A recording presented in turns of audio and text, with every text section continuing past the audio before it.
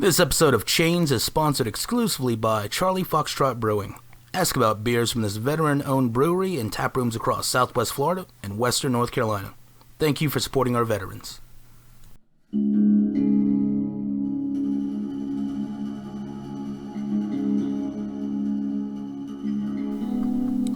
Chains, Part 27. Written by Dustin Dhonash.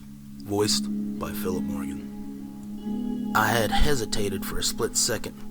The burned and torn up man, who was just lethargic just a moment before, had just drawn my uncle's revolver from the damn medical contraption on his leg. The revolver was nearly angled at me when the neighbor I was with pulled the trigger. As the man was hit, he only barely flinched. He even started laughing. His laughter slowly diminished as I moved over to him and kicked the revolver away from his hands. In that moment, as crazy as it sounds, I began to fully formulate what it was that bothered me about the chanting. See, chanting has two basic categories: coercion or strange magical thinking. For me, it always seemed like an admission of powerlessness, something that people did on the sidelines. Not only was I not a sidelines type of person, but my experience with that type of personality led me to believe that they tended to be dependent, unstable, and worst of all, prone to group thinking. One of the most dangerous things in existence is several people cramming themselves into one point of view, like some venomous multi-headed hydra. That is why my gut reaction of leaving Penelope Farms and coming back with several armed officers went out the window so fast when I heard that nonsense, fake-ass chanting coming from the house. It was also why I was so unsettled to hear it at that moment. It was hard to count the heads at the point, and I didn't know which ones had the venom. After I picked up the revolver and emptied the cylinder, I motioned for the neighbor to follow me to the house nearby. In the off chance there were any more weapons on the property, taking cover in the house would be better than trekking around in the woods. Plus, we'd be able to find a phone and get some equipped officers and EMS on the property. Inside, an intense chemical smell hung in the air. It made me nauseous. I wondered how anyone could even spend a few minutes in the place. Those thoughts were quashed pretty quickly as someone began to come down the stairs who was somehow oblivious to the two men with guns standing in his house. He looked like a haunting mix between Johnny Appleseed and some drugged-up zombies we'd rounded up a few times after Music Fest. Much younger, though. The bigger picture had started to come together once I noticed that he had the same blue stains as the man outside. I calmly told him to lay down with his hands where I could see them. To my surprise, he complied. I reflexively reached for my handcuffs as I knelt over him, and I was at a loss when I realized that I didn't have them. My normal procedure was pointless without a way to immobilize people. At that, the neighbor pulled a few thicker zip ties out of a small bag in his coat, explaining that he had always brought them along. They went on to the barely conscious man easily enough. He offered no resistance. I still needed to find H, but I was afraid that any mention of who I was, or who I was actually looking for, might result in some type of hostage situation, or worse. As much as I suspected there was no danger left on the farm, I couldn't bring myself to take the chance, and there was no telling who might overhear. I spoke briefly with the neighbor, telling him to hold this position for now and find a phone while I cleared the rest of the house. Knowing that I'd probably end up in the basement, I decided to clear the second floor first. After finding only empty bedrooms and some equipment that was being used to huff whatever chemical was staining their mouths, I headed back downstairs. The neighbor told me that there wasn't much on the first floor, and that there was no phone, but he had found a makeshift tunnel off of the cellar that led south toward the barn. After borrowing a small light and the remaining zip ties from him, I moved down into the cellar and through the tunnels which gently sloped downward, and was kept together, like a lot of things at Penelope Farms, with some plywood scraps and an unrivaled neglect for safety.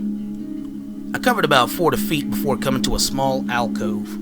I was greeted by another grim sight: two dead bodies. One was a man in business attire, and the other a woman dressed in mauve. Normally this would have come as a shock, but at this point in the crisis, it was just another note in this huge mess. Frankly, I was partially relieved that neither of them were H, but that idea didn't come without a healthy dose of shame. I moved about 40 more feet and through a hole that opened into a large brick structure, still underground. The piping mounted against the wall in some sections reminded me of a turn-of-the-century refrigeration system, which made me think this might have been an old slaughterhouse. I wondered darkly how much of its original purpose it was still currently serving. As I moved along, I found 2 5x8 stone cutouts, small rooms, where the piping had been cut away from the wall and was used to reinforce some unsettling wooden cages. There were bloodstains on the floor of one of them, and a close examination had shown the locking mechanism had been cut through. There was still no sign of H. I had mixed feelings on that, but settled on the idea that finding no sign was better than finding him hurt or worse. Just then I heard a metal door close and some footsteps around the corner at the other end of an L-shaped corridor. I shut my light off and put my back on one of the cages. Slowly, steadily, and much to my dismay, I heard the same awful chanting begin to echo off the stone walls.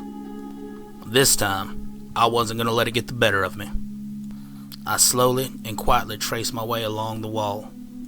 From near to the corner, I could see some flickering light and the shadows of several people, all huddled around something. I bolstered myself, and I made my move. With both the light and my gun out, half expecting to see an unconscious H surrounded by more freaks, I turned the corner to see 3 young men chanting over Miss Leah. It seemed like she'd been injured. I ordered them all onto the ground, and they complied, though the chanting continued. As I began to wonder which one of these men had chased me down and beat me with the mangled pitchforks just a few moments ago, one of them spoke up, pleaded with me to let them help Miss Leah. I asked him how chanting was going to solve anything, and instead demanded a phone so I could finally get EMS on location. I tactfully left out the dozen or so armed officers that would run, jump, swim, or parachute in, which they would do if they knew that H was here somewhere. Instead of directions to the nearest phone, he began with a long story about some kind of metal man beneath Earth.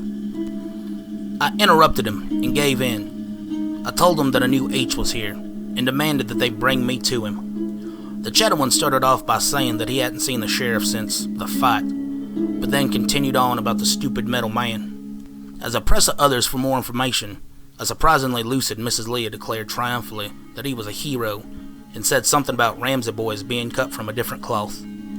Her reference to her family mixed with the timbre of her voice, like a dull rusty knife being dragged across the surface of fine porcelain, made me wince, and I felt anger begin to build up. I yelled at them to bring me to him, but they all just shrugged at each other. Instead of boiling over, I ordered them upstairs, and by the time they'd maneuvered Miss Lee up there, I'd calmed myself. I started with a more investigative approach involving questions about where they'd last seen H. After a few minutes of this, Miss Leah popped up again, spouting delirious nonsense about how the curse is found not far from the poison. I had resigned to the fact that I wasn't going to get any sense out of them. I directed them back into the house and bound them together with zip ties. It wasn't a perfect system, but it was better than 4 heads of the Hydra along with a wounded main head, all feeling cooped up in a 10x10 room. I tried in vain to get more information out of them, but Miss Leah started back up in another stupid chant. I felt so frustrated. At that moment, as if beckoned by the chanting, a young man with a black beard ran up onto the porch, yelling that he saw police lights on the mountain road coming this way. As soon as he set foot in the room, he froze. The chanting had stopped as well. Unlike the others, he seemed to be aware and actively assessing the situation. He stood there breathlessly in near silence until a strong, snow-laden breeze slammed the screen door against the outside of the house. "Officer Ramsey," he said with a hushing solemnity. "My name is Clark Boylington. You may not remember me, but I know you, and I've got to say, these people are insane. You would not believe what I've been through. I'm glad you're here." Now, in the middle of that silence, as he was standing in the doorway, I got myself ready for a whole slew of things to happen. A sudden and massive break for the exits, for him to break out in a lead over the top chanting from the rest of them, even for some angry underground metal god to rise up and swallow us all. I was ready for everything except someone that I arrested for a DUI 9 months ago to suddenly show up. To my shock and surprise, he rambled for a while about he had seen some things get bad here, but felt stuck, and about he had some plans with his cousin to trap someone in the basement. He began to go further into how he'd hid somewhere down the mountain until it got too cold and on, but I had to stop him. Out of the window, I saw the lights from a police cruiser against the tops of trees. They were already almost here. In spite of the fact that I wanted to believe that the young man had the best intentions, I couldn't take any chances. I explained to him that he'd be zip-tied, but regardless of what really happened, if he did everything I said, I'd vouch for him. Just as I had finished talking, Miss Leah quickly sat up straight from prone. She was looking out of the window as the officer approached. She seemed to be nearly in awe.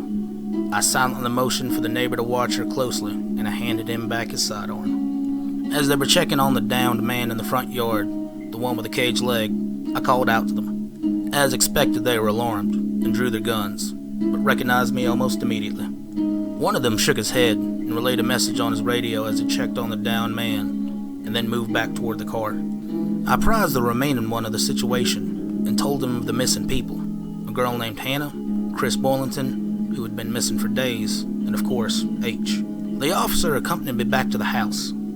I could see Miss Leah peering out the window as soon as I turned back. Her gaze was fixated outside as I came back in, which was fine by me.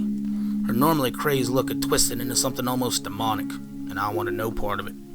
I explained that I knew that H was somewhere around here, and that they had to tell me where he was, or things would get worse for him. Suddenly, Miss Leah's head snapped back in my direction, and she hoarsely whispered, "Make no mistake, you are his chosen." I'd have dismissed this pretty quickly, except that the several cultists around audibly gasped, which sent chills up and down my spine. Miss Leah began repeating herself over and over again. I wanted her to stop and for somebody to tell me where H was. I moved over to her and grabbed her by the neck, sending her dislocated shoulder a little further down. I screamed at her to tell me where he was, and demanded to know if she had killed him. All I got from her were the words, "No, you did," followed by a torrent of horrible laughter that was caught in her dry throat. I immediately let her go, and I felt a tremble start in my hands. The officer who had grabbed my shoulder, as I grabbed Miss Leah, let go as well. I ran out into the front yard to see the man who had H's gun. He was almost unrecognizable.